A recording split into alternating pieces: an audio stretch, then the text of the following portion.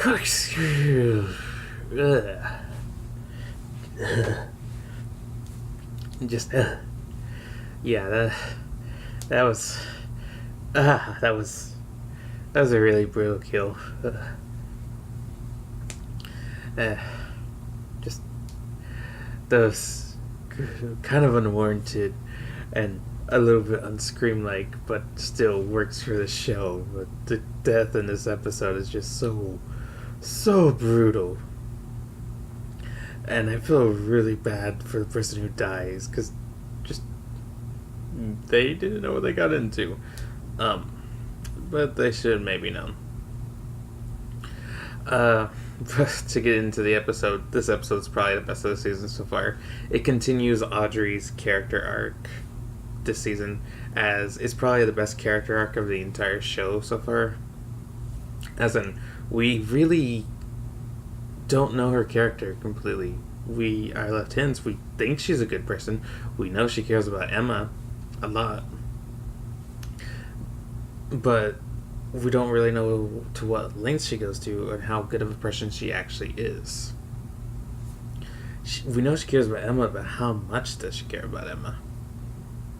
To a severe point or to just a friend point?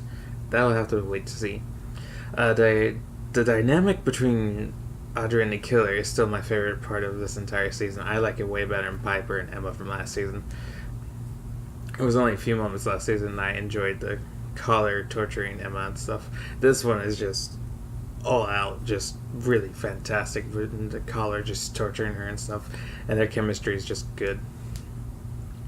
Though I am wondering, how the hell does he know exactly where she is, what she's doing, what she's about to do? They probably will reveal that. It might be similar to that spying technology that they referenced to in the first season, but we'll have to see. He clearly hears out bodies fast, and he moves really fast apparently too, and is apparently really quiet. Well, he's a serial killer, so in a slasher thing, so of course he's gonna be, or she, whoever it is. Other than the dynamic between Audrey and her killer, the dynamic between Audrey and Noah is continuing, and that friendship is going to be coming to a breaking point at some point, it seems, as Audrey continues to distance herself from her friends and just make herself look even more suspicious. Not really the best way to go, but she's going to have a choice in some things.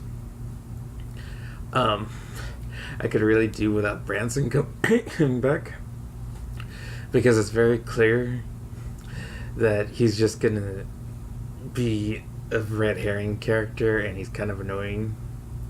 But whatever. That guy stalking Brooke is... If those two get together, that doesn't really work for me. He's a creepy motherfucker. He just always shows up right where she is. It's just really creepy. He just might be obsessed with the Lakewood Six, it seems. We get to learn more about Kieran's cousin in this, and he's more developed in this one. He seems to be a good character, even if he is kind of creepy. He just wasn't as douchey as he was in the last episode, but he could just become more of one. There are a couple of things revealed in this episode, like whose Emma's father has been getting texts from and stuff, which was a cool reveal. It kind of sets up some things, but it just kind of shows how dumb her dad is if he hasn't bothered to check into that yet. Her mother's trying to make good for once, and I actually feel bad for her. They develop Emma's character and her mother's character, and that works. You can really kind of start to feel this family more as a unit and stuff, and these characters are now more fleshed out. She's more relatable, more likable, even if it's a generic route with what route to take with her dad. And her dad is, he's a piece of shit, but he knows he's a piece of shit,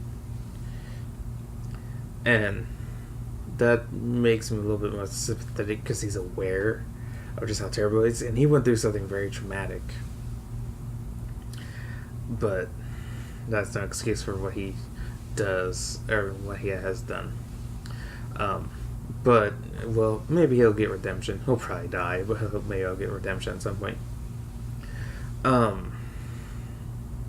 Kieran gets a little bit sidelined in this episode. He doesn't get much to do. He's just kind of there. But that's fine. He got a lot of stuff last episode.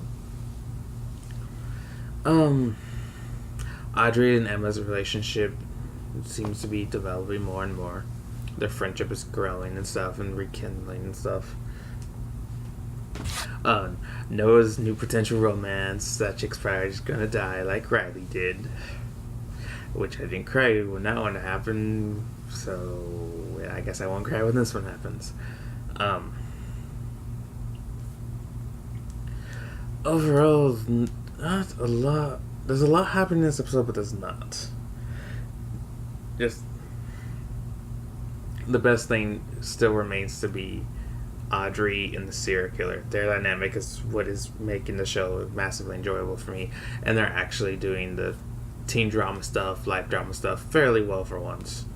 It's not perfect. It's still kind of clunky, but it works well enough. And there's so many red herrings, I don't even know who the killer could be. And it'd be interesting. When the hell are they gonna finally reveal to everybody but Audrey that Jake is dead? Is that next episode from what it looks like? I don't know. And how this episode ends, I really like how it keeps ending on gotcha cliffhangers that put Audrey in a tougher and tougher and tougher position. And from the looks of the next episode, she might be put into an even worse one. But other than that, nothing to say. But that kill was even in this show with someone getting sawed in half with a buzzsaw or cut open with a freaking scythe. That was my. The only thing that really tops up for me is when Chef Hudson's guts fall out. But you'll just have to see it for yourself. Then, other than that, nothing to say, but maybe like this video, subscribe to my channel, and later.